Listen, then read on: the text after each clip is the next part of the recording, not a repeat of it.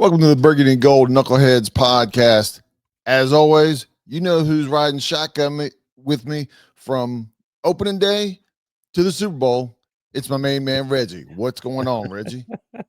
What's up, Ken? How you doing, brother? Man, I'm doing good. A good win, a good environment out there at the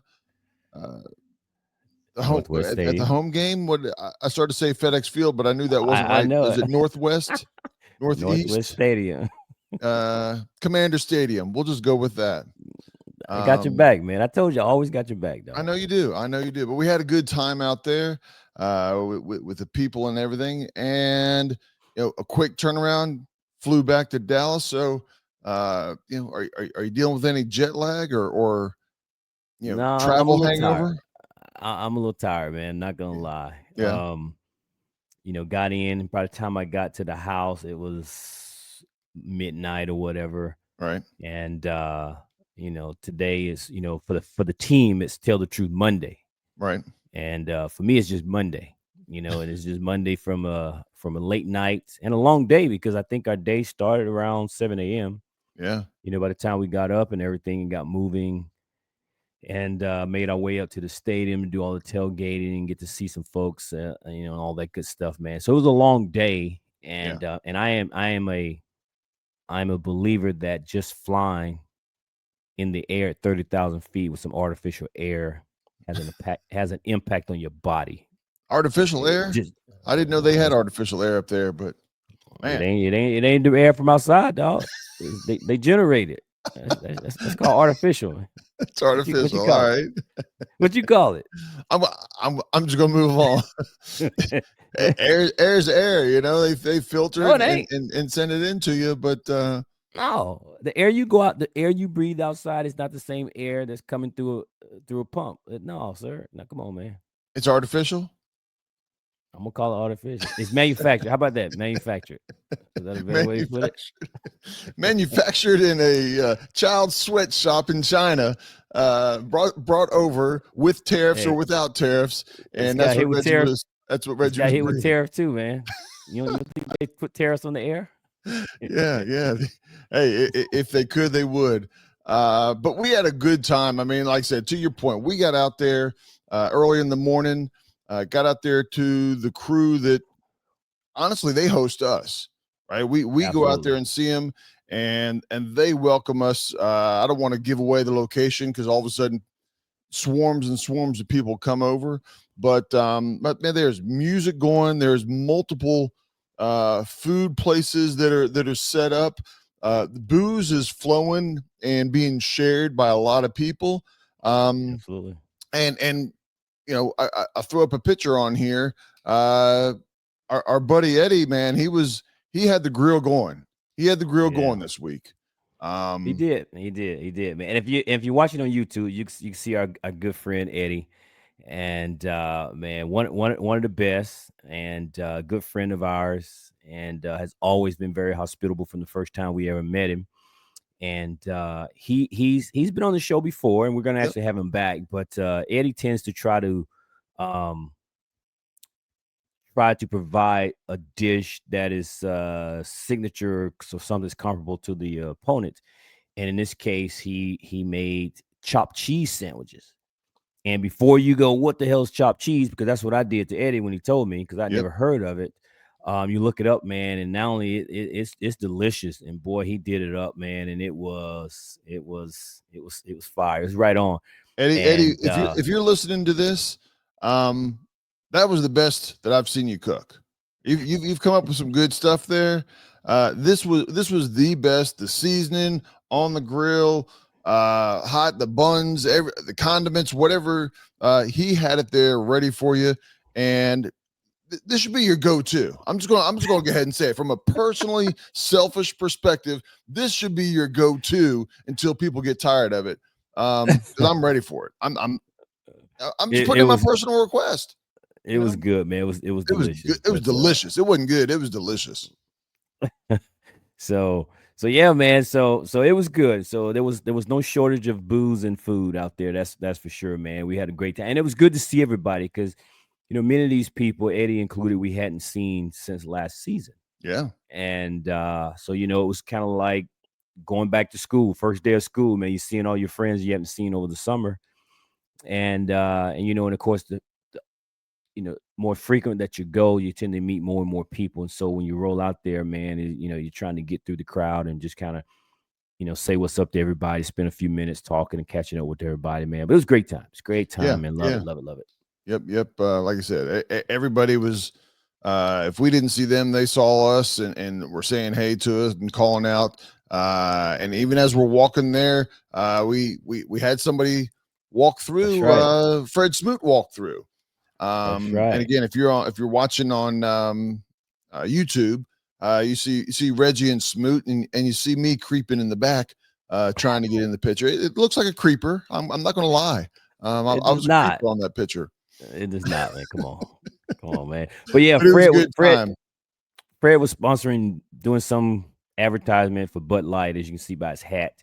Yep. And he had a camera crew with him, and man, he got out there with the fans and just interacted, took pictures, as you can see, and just said what's up to everybody. Of course, everyone started doing the Smoot chant and everything, and he, Oh yeah. he eats that up and everything, man. And Fred he's a man of the people, man. That's for sure. So he is always open and willing to engage with the fans, man. And I think that's why the fans love him even more.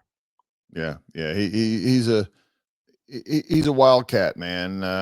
He will say some crazy stuff out there. Some of the he's from the Mississippi area, so some of his southern Mississippi, the drawl that he has, along with some of the sayings, and he'll just flat out put it out there. Man, it is entertaining to listen to him. I don't care what he's talking about. He could be talking about Bud Light, be talking about football, be talking about barbecue.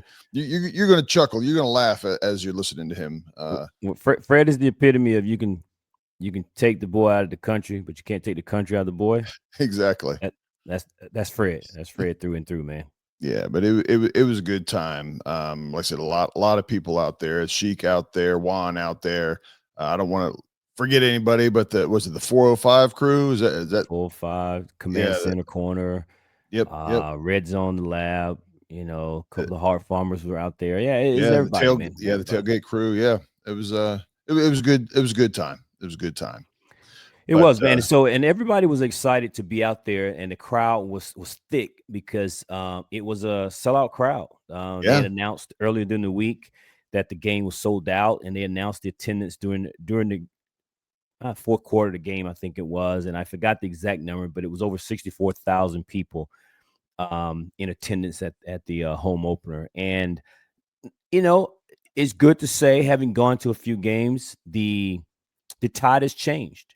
mhm, There wasn't as many Giants fans, or I should say, there wasn't as many opposing team fans in the stadium as we've seen in years past. yeah. It was a predominantly burgundy and gold Commanders crowd, and anytime the Giants faithful decided to want to "Let's go Giants" chant, it was immediately met by a chorus of boos by the home team fans, and it would immediately just drown them out, man. Oh, So it's like the so minute quick, they started, so yeah, quick. as soon as They they gave up on started, that. they just go boo, and everybody and then it was like quickly gone, man. So the fan base, ourselves included, Yeah, made it a point to let them know where they were, remind them where they were anyway.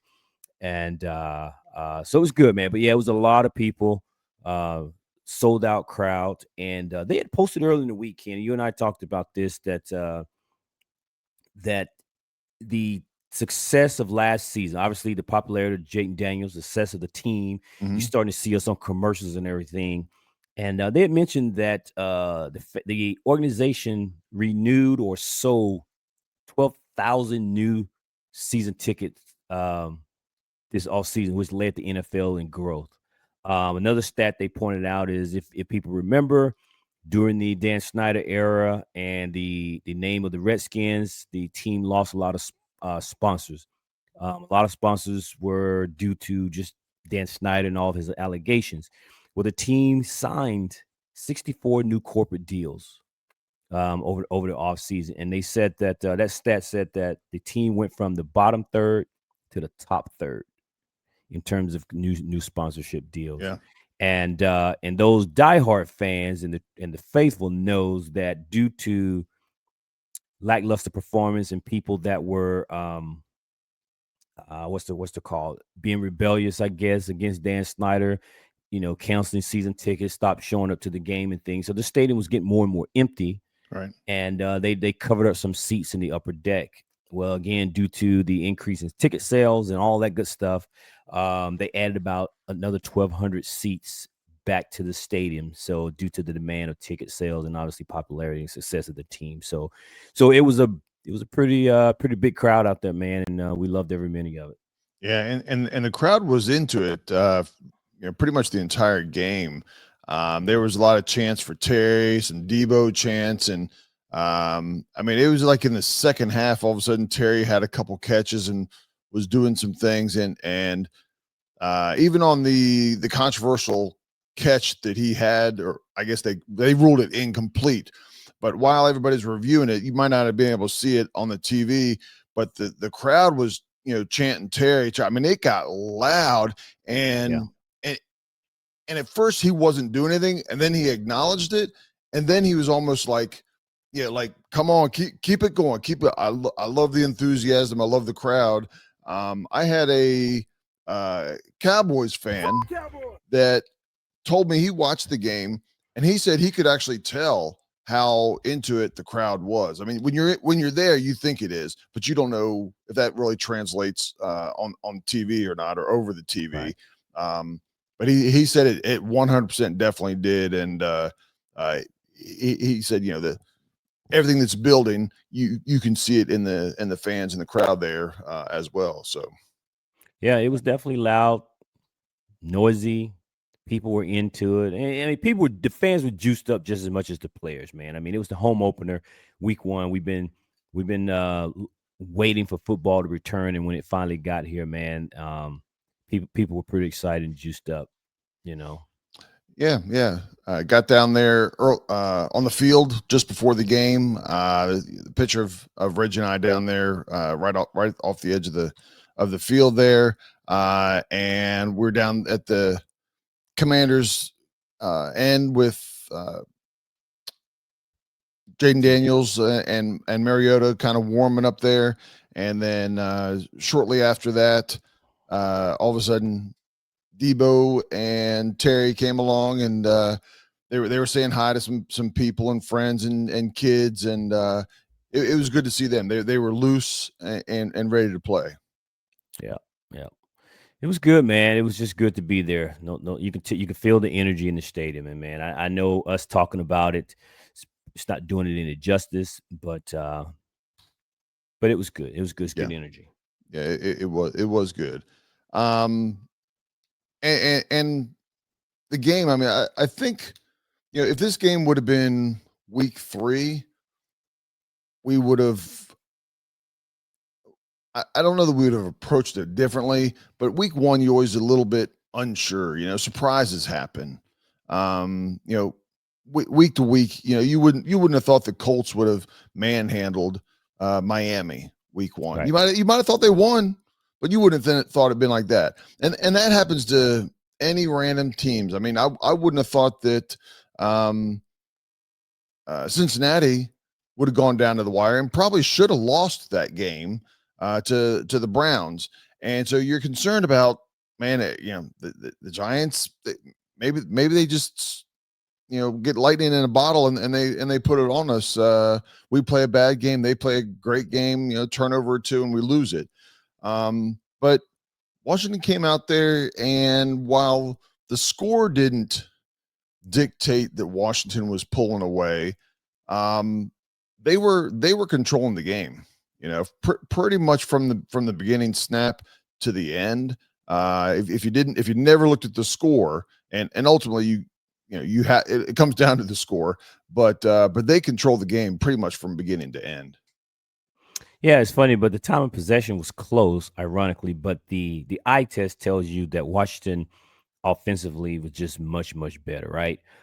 This game reminded me of last year's game where Washington was able to move the ball with no problems between the 20s, but they would get to the red zone and was doing nothing but kicking field goals, but yet they dominated the game, right? Right. And this game was pretty much the same. Um, I think Washington had a total of 553 yards of total offense, right?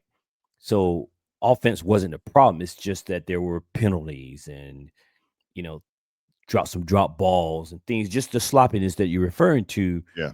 that tends to happen in week one when the starters either don't play together, get the chemistry built up, or just lack of reps in the preseason. And so it kind of shows up in the first few weeks of the season. And I think yesterday was no different. Yeah. Yeah. I mean, we anticipated that Washington's offense was going to be able to move the ball. What was it going to be a good offense week one, or was it going to be a great offense? We expected at least good, and they were probably a little bit better than good, but they definitely weren't great this week. But the defensive side of the ball against the Giants, the Giants totaled rushing 74 yards, and the leading rusher was Russell Wilson basically on a handful of scrambles for 44 yards. So that means the running backs ran for 30 yards on the day, 15 rushes for 30 yards, a 2-yard average. And man, I don't know how they got a 2-yard average, because man, they there was only a couple plays where they went past 2 yards. It was 1 yard, no yards, lost a yard, gained 2 yards.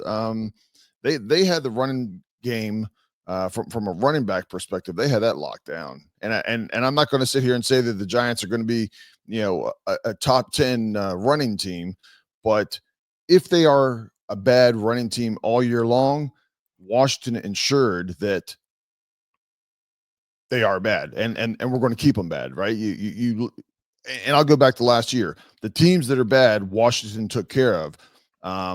That's starting out this year. I don't think the Giants are going to be that good this year, and Washington made sure that we're not slipping up here against bad teams. Well, what's different is last year, if we played a team that's not very good, we would just beat them by, score 30 points on them.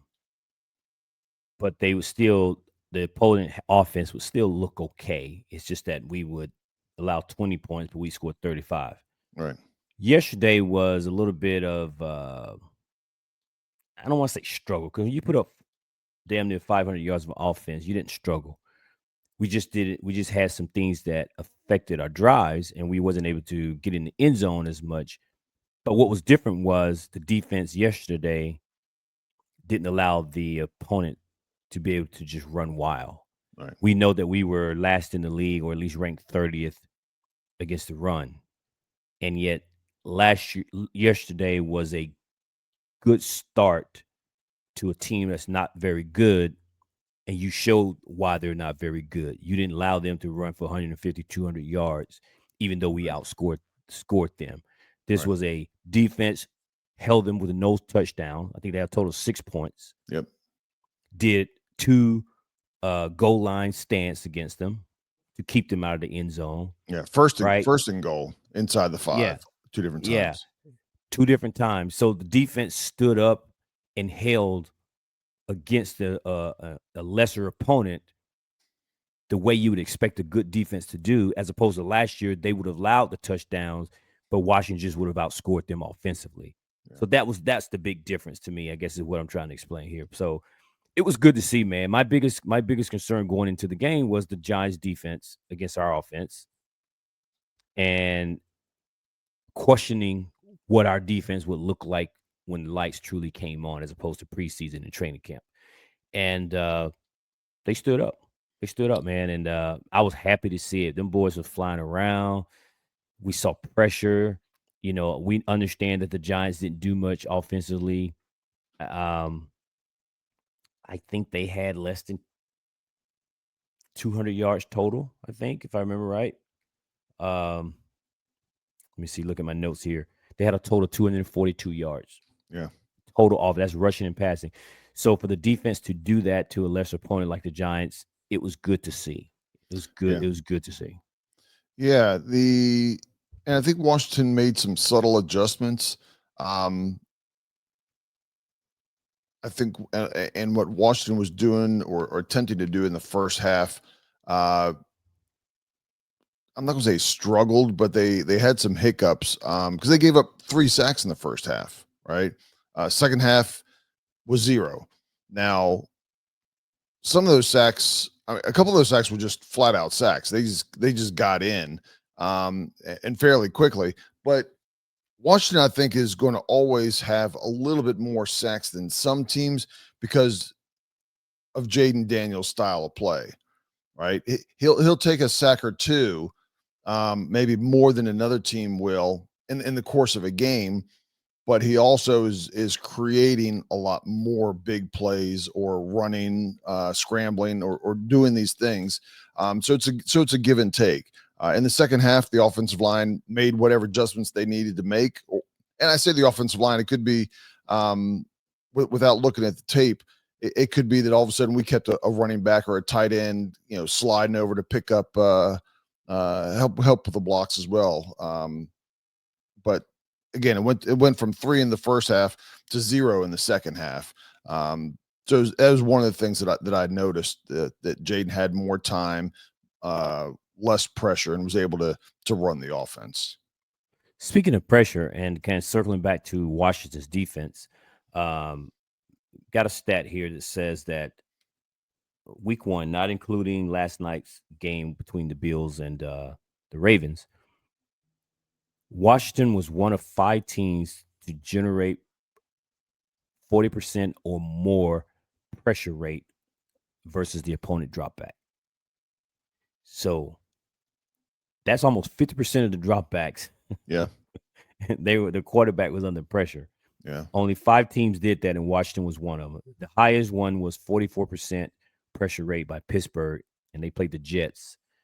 And followed by Dallas at 42.4, which was tied with Washington. I'm sorry, not tied with Washington. Washington was 0.2% behind at 42.2%. Yeah. Followed by Atlanta and Denver. So if you watch the game, Russell didn't have a lot of time to throw because he was under the pressure a lot throughout that game. And so his passing numbers obviously was not great. As we mentioned earlier, they only had 242 total offense, and Russ threw for a total of 168 yards, man, no touchdowns. And it was obvious he was under pressure all day long. Yeah, it was it was good. Hopefully a good preview of an improved Washington defense. I think our offense is going to actually be better. I mean, 21 points, the yards and everything. But yeah, a couple plays, remove a penalty or two, and make a catch or two, and Washington scores easily another 10 points. But you got to do those things that those are the little things that make a difference between a championship team and a good team. But from a defensive perspective, I liked that they controlled the game for the most part. You're not going to shut anybody down all the way, but the didn't give up big plays. The scheme that they had and the team playing together on defense, to your point, they were flying around. They were giving effort. They were chasing. If the play was on the other side, there was a few plays where I saw, it was going.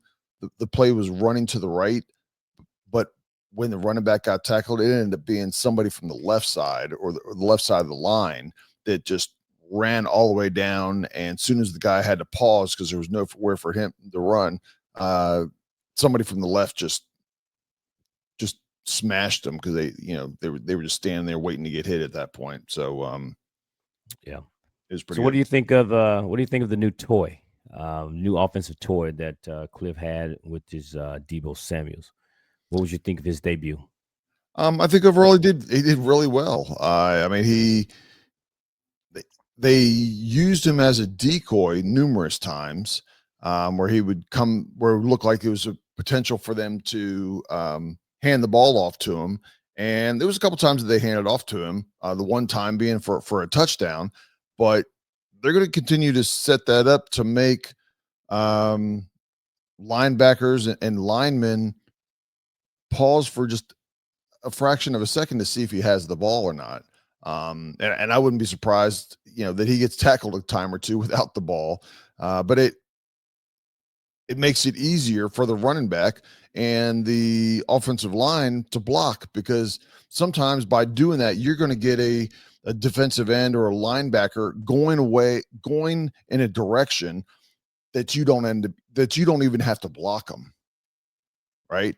And if you look at some of the film on it, they actually did that a few times where uh, Bates, as a tight end, he would let a defensive end go because he knew the play was designed that somebody would take the fake. They knew that he would take the fake. Bates would just let him go, and he would go down to the second level to take the linebacker. And now you have somebody at the second level blocking that takes a 3-yard run into a 7-8 yard run, or even longer if you're able to break it. So when you start looking at some of this design and how they're doing these things, man, it's going to make it a challenge. The more it becomes second nature for Washington and their blocking scheme, it's going to make it a challenge for defenses to stop us. Yeah, briefly, from my perspective, it was good. It was good to see Debo being utilized in our offense. Everyone was wondering how they would utilize him. And, people thought he was fat, and people said he had lost a step and he's not the same Debo and all those things. And some of that may all be true. I never thought he was overweight. I just think he's a bigger guy, just a different build. But I never thought that he wouldn't be good in our offense. Right. Will he be the same guy that was in San Francisco? Maybe not. But man, I think he was going to be an upgrade over Dami Brown, and he was going to be an upgrade over OZ and all the guys that we don't have that we had last year. Because last year was Terry and who was going to be the number 2. This year it's Terry and Debo. Right. And so Debo's good enough, and he's good enough for this offense. And I think I said he's going to have a pretty good year in our offense, and it's a contract year. Let's be honest. But what I found surprising as I was prepping for this is he had 10 targets compared to Terry. Terry only had 4 targets the entire game. Right. And even though I know they were going to monitor the snap counts of Terry, right, but the fact that he still only had 4 targets compared to Debo's 7, I found a little bit interesting. But Terry only had 2 catches, 27 yards, man. But he only had 4 targets. Right. And I'm not tripping about that as much as it's just more of a knowledge and observation. I think from week to week, there's going to be different guys that are gonna eat and have big games. It could be Zach Ertz one week, it could be Terry another week, but this particular week it was Debo. And I think the same thing is going to happen with our running backs. People made a big deal about Krosky Merritt, Bill being 4th on the depth chart, but yet he had the biggest impact out of the running back room. They didn't even suit up Chris Rodriguez. They had Jeremy McNichols, Austin Eckler, and then Crosby Merritt. And he had a big game. He had a good game for a rookie, man. And so I said that I think he's going to be RB1. I said I think probably by week 5 or 6. I was joking, but I meant that he's going to rise above, be the cream that rises to the top on this situation here in the running back room. And I think he's going to be the lead back for this team. Yeah, and especially after this week. I mean, I think Washington coaches knew what they were getting with Bill, but live game action is a different. It's just different, right? It's faster, and he rose to the occasion, man. He was hitting holes, he was juking people. He's going to be one heck of a running back for us for a number of years. Absolutely, and we're gonna he may be the first true running back that is a runner since Portis. Well, Brian Robinson was a true runner. He was, but he wasn't this type of runner, right? He was more of a he wasn't a shifty runner. He was a little bit more of a power runner. And Bill's he's a shifty runner. He's a cutter. He's a slasher. Bursts of speed. He's again the prototype of what you want in a running back. I mean, you always he's like today's bruisers. running Don't get back. me wrong. But when you mention the great running backs, those skill sets and things that they have, he has it. And I'm not going to sit here and say how far he's going to go with this, but he has it right now and could potentially be a fantastic running back. Yeah, he represents today's running style of running back for sure. Yeah, and I think that's why Brian Robinson is no longer here, and Krosky Merritt was drafted. yeah. So absolutely. Yeah, we may just have to make it easier flowing off the tongue. Could we just call him like BCM? Can we do that or no? As long as you don't call him BMC, I don't want you messing him up now. DMC, run, run BMC. Well, first of all, it's Ja'Cory Krosky Merritt, so it's JCM actually. I know, but he goes by Bill, so we just call him Run BMC. I don't know, man. Don't do it. Don't do it. I'm gonna put it out there on Twitter, man. Everybody's gonna. Don't do it. They're not gonna do left hand up anymore. Thank goodness they don't. Don't do it. Don't do it. Run BMC. No. All right. Actually, but so this is a short week for us, man. Yep. This is the price of success that as we turn the page, the team has to also turn the page from yesterday's game to playing Thursday night, prime time, the only game in town, as our beloved Commanders have to get on a plane and travel to the fields of Green Bay, Wisconsin. The frozen tundra. Take on the legendary Green Bay Packers. And it's going to be interesting. They put a pretty good whooping on the Detroit Lions.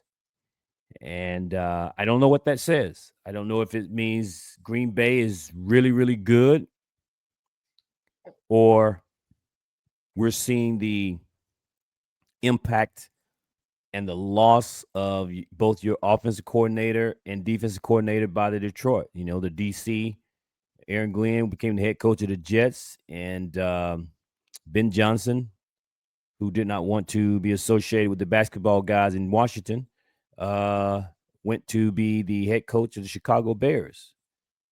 And so is this a impact that we're seeing in Detroit, the loss of those two people? I don't know. Again, we try not to overreact after one game, but those two teams were going to compete for the division, and one of them put a 27-13 whipping. In this case, the Packers, practically, almost doubled up those guys. Yeah, on the scoreboard there. Well, I will say that I didn't see any of the game. I saw a few highlights, but when I went back getting ready for the show here and I started looking into the stats, I'll be honest, they surprised me. In what way? From a Green Bay offensive perspective, they had their stats weren't much different than the stats that the Giants just had. Okay. And they hung up 27 points with those stats. They had 266 yards total, 188 passing, and 78 yards rushing. Those are the Giants' stats, right? Within 10, 15 yards total. You think, oh well, their defense had one interception, and still they somehow dominated. And now they didn't have control of time. They were just efficient on the yards that they put up. So was it the turnovers that gave them short fields? I mean, I don't know either, because I didn't get a chance to watch the game. You and I were moving around and traveling Right. yesterday after our game. But the goal is to put the ball in the end zone, and maybe they just more efficient putting the ball in the end zone. And Yeah. when you do that, you're kicking off, and you don't have the ball offensively, and so that goes against your time of possession if you're putting the ball in the end zone. Um, I don't know. I don't know. Again, having not watched the game, I don't know how they were able to put up 27 points without a whole lot of yardage of offense. Right. But hey, man, Hey, the I you mean know that's kudos to them, right? And then they and then they held the Lions to limited their production as well. Uh, the Lions stats weren't much different than the Packers, but it's a matter of how you put those yards together, right? Um, and like I said, ultimately they won. I think the scoreboard, uh, looking at the scoreboard and looking at the stats, you wouldn't have thought that it had been 27-13. You would have thought it had been 13-16, something like that. Closer to the score and under 20 points for both teams. And when you look at the stats, you think, oh, well, not the Green Bay's a bad team, but when you look at it, like, well, Washington can handle that, just by a numbers perspective. So it makes me they're feel a good, little bit man. better just Nah, after don't looking get at the caught. Don't stats, don't but get caught up by those without numbers. even evaluating the players. But go ahead. What was that? Nah, I said don't get caught up by the numbers, man, and go, well, if you know Jordan Love only passed for 188 yards, that's not anything. I mean, look at what Philly did to Dallas. Sure. Jalen Hurts didn't throw for a whole lot of yards that night, but man, they still put up some points on him. So again, not having watched the game, I can't say, but at the end of the day, they still put up 27 points. Right. We had you know 50 something yards short of 500 yards of total offense, and yet we only scored 21. Right. All right, so they only put up a few hundred yards and put up 27. So I don't know. I know the defense got 4 sacks. Was some of those a sack and a fumble and gave them a short field and they put it No in? fumbles. No fumbles. Yeah.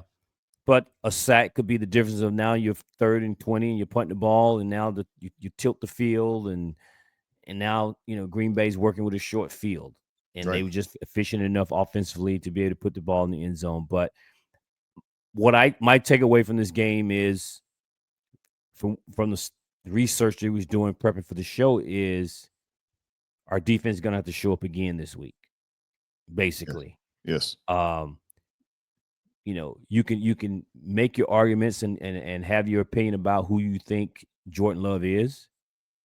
You can question whether or not he's worthy of the contract he was given by Green Bay. Uh, they have a decent running back in Josh Jacobs, right? First round pick for the Raiders a few years ago. Um, they drafted the kid out of Texas as the first round wide receiver. They have a lot of wide receiver. I think Jordan Love spread the ball around. I think 10 different people caught a pass. So they have weapons. They have a lot of weapons. And then defensively, they were a pretty good defense last year. And then, oh, by the way, they went and signed Micah Parsons. Now, it's interesting. He didn't seem to have a major impact on the game statistic wise. I think he had 1 tackle and a sack. But is that because they doubled him? I don't know, again, because we didn't get a chance to watch anything on the game. But their defense is going to be formidable as well. Right. And Washington's going to have their hands full against Green Bay in this game. Oh, They're going to have their hands yeah. full. I don't doubt it. We're definitely gonna be playing a good defense.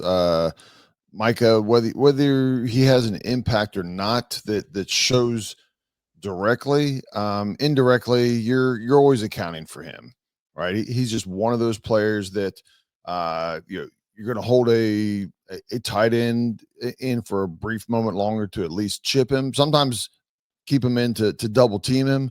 Running back's going to chip him.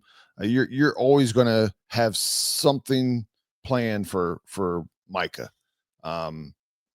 and Washington. will definitely Cliff Kingsbury will definitely hopefully use his aggressiveness.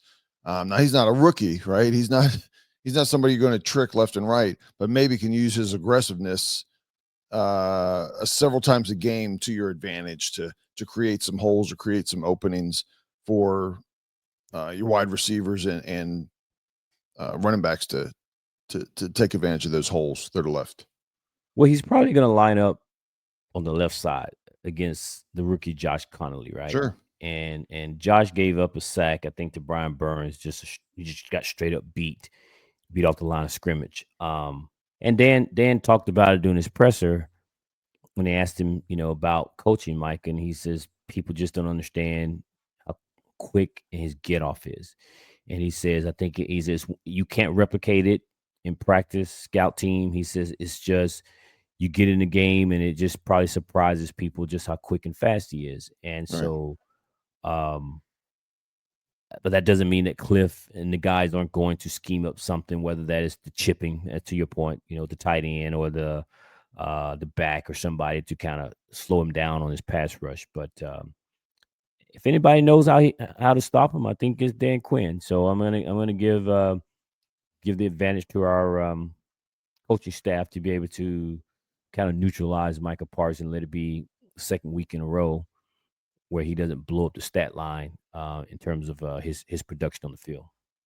Yeah, we will see, how all that plays out. I mean, one of the things that Green Bay did well was they slowed down the Lions rushing. The dual back of Montgomery and Gibbs, they totaled, what is that, 44 yards between them.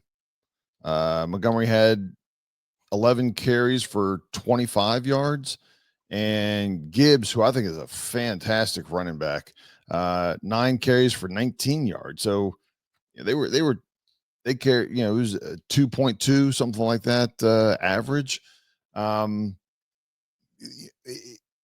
Every defense would love to have that for an entire game, to be able to hold a team to those kinds of stats. So it'll be interesting to see what Washington can do. Did the Lions have a bad game? Is their defense that good? We'll find out next week. Or I said not even next week. You're just in a couple days. In a few On days, Thursday night. Yeah, I think this game is going to say a lot about both teams. I agree. Come Thursday night, I'm excited about it, man. Wish I was going. Wish I was going to be in Green Bay for this game, because if there's a time to go to Green Bay, September is it. You know what I'm saying? Man, I hope they get a crazy cold snap that comes through there. No, man, don't do that. This is going to be great. I can imagine it's going to be any better. A night game in Green Bay under the lights in September, man. That's weather made for Reggie right there. Is it? Oh, absolutely. Because I'm not trying to go to Green Bay in November, December. You're not anything more than a hoodie kind of guy, are you? Being outside for hours at a time. That's it. I don't want no thermals. I don't need no heated gloves, hand warmers, and all that. A hoodie. Yeah. I'm good. All right. Well, we didn't go into Green Bay offense as much, but Jordan Love, I honestly don't have a good evaluation on him. Not that he's a bad quarterback, but is he even in the conversation of I mean, they paid him as a franchise quarterback, but is he long-term a franchise quarterback? You don't see him scrambling and doing the things that the modern quarterback today does. And he had 3 rushes for 4 yards, right? And so probably most of those were things were breaking down and he took off and barely made it back to the line of scrimmage, basically, right? And so, from a defensive perspective, it's not like uh, Hurts that you almost have to have somebody spying the whole time, right? Um, so I'm interested to see what the defense is going to do here. I think the defense is going to have another good game from Washington's perspective, but Okay. we'll see. I think this matchup works out well for Washington's defense and what they're doing well right now. How So so? what's that? How so? I think they stopping the run is going to be the prime um, thing that Washington is going to end up doing here, and just going to continue the success that they have, and then they've got the secondary right now who can make the quarterback stay in the pocket or hold that ball an extra tick, right? And that's the difference of getting to the quarterback or not getting to him, or at least getting him to throw it away or making an uncomfortable throw. Right. Sometimes incompletions are about the quarterback not being comfortable. It's about him throwing the ball away. Not just standing back there like he's in practice and 1,001, 1,002 and zip out it goes. You want his clock to be spinning a little bit faster. And look, Jordan Love is no rookie.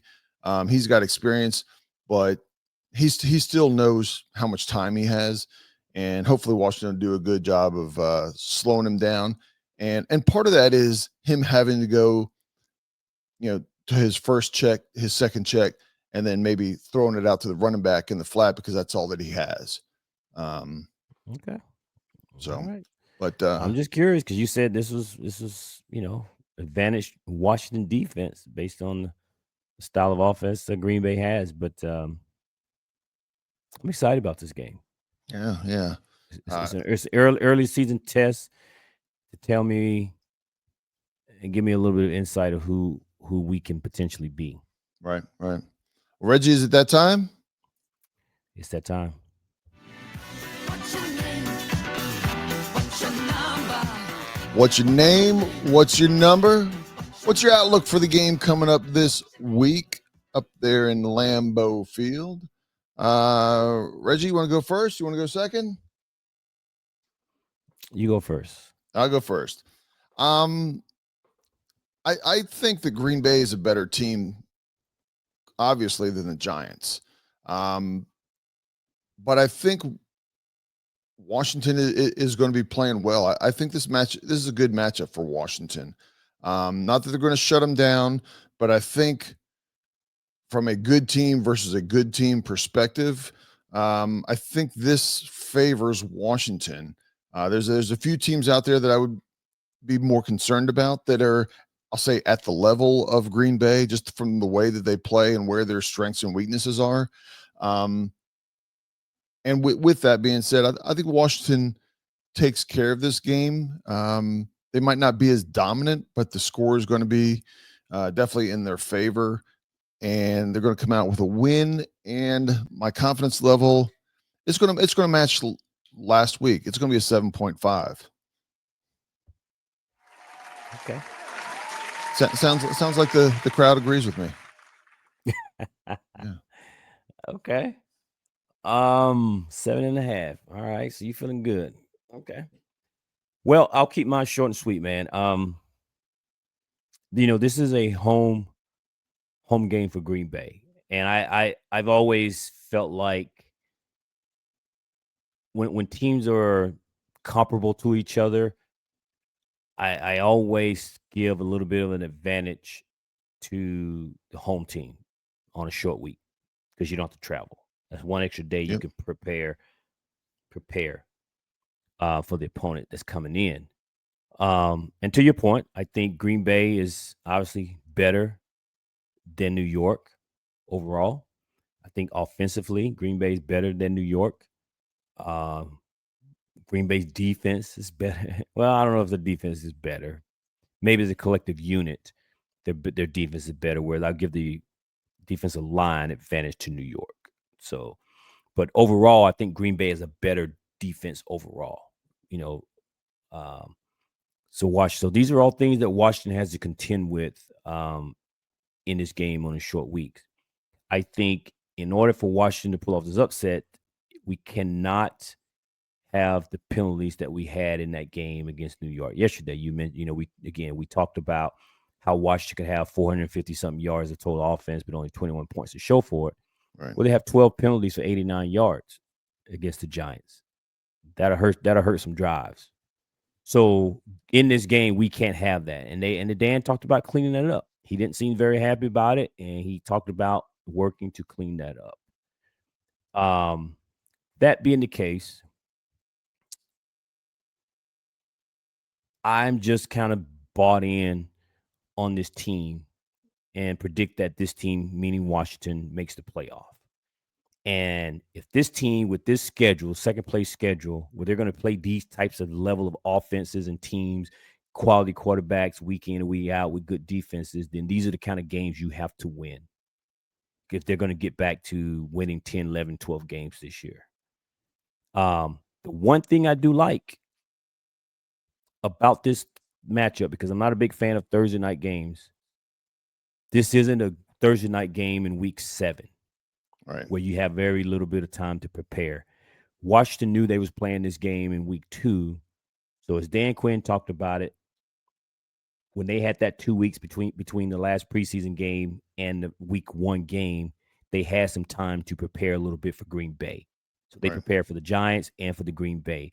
So to me, that kind of offsets a little bit the fact that it's the short week and Washington has to travel to Green Bay. And because of that, that gives me an advantage, I feel, that now kind of favors Washington a little bit, because this is not we didn't have time to prepare. That being the case, my confidence number is a 7. I feel like Washington wins this game. My confidence level is 7. A very respectable number. I think with that, Green Bay's favored at this moment by 3.5 points. I'm surprised it's that much. I know it's an away game and short and those things that you mentioned. But I'm surprised. I would have thought it'd been maybe 1.5 point. Not more than a field goal. We're talking 3.5. To me, I think from a betting perspective, I would, even with the 3.5 points, or if you're giving me 3.5 points, yeah, I'm taking Washington 100% on that. Even straight money, I'm taking Washington right now. But we'll see. Wow. We'll see on Thursday night. Well, I'm not a gambling man, but 3 points didn't seem like a lot to me. So that's just typically your home field advantage spread there, which means it's essentially kind of like an even game in my mind. So it's early in the season, 2 good teams. Yep. It's kind of a pick 'em. So either way, man, listen, this is going to say a lot. I said it before. This is going to say a lot about us for sure. Green Bay's kind of been a good team for years, but this is going to go a long way to tell me if we're going to be for real this year. Yeah. We were expected to beat the Giants. A lot of people aren't necessarily expecting us to beat Green Bay in Green Bay. So this is going to say a lot about us. Yeah, it'll be interesting, and I think also talking about short weeks or whatever. I think one of the things is who has the better quarterback. When it comes down to tight games, and at this point, I'm going with Washington. Probably just about every single game this year. There might be 1 or 2. You play Mahomes or something like that, but okay. He's all Jaden, in. Jaden is Jaden. JD5, huh? Yeah. So, JD5, but anyway, he's all in. We both looking at Washington, taking the win here. I don't think either one of us think it's going to be kind of a runaway game by any means. You never know. You see what happens. Sometimes teams get on a roll and they just can't be stopped.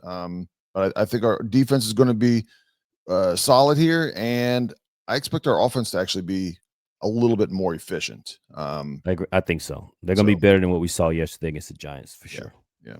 But got anything else, Reg? That's all I got, man. We appreciate everybody tuning and listening in, and we'll be back, give you our analysis and reaction to game 2 versus the Green Bay Packers. But until then, appreciate y'all. Peace out. Peace out, knuckleheads.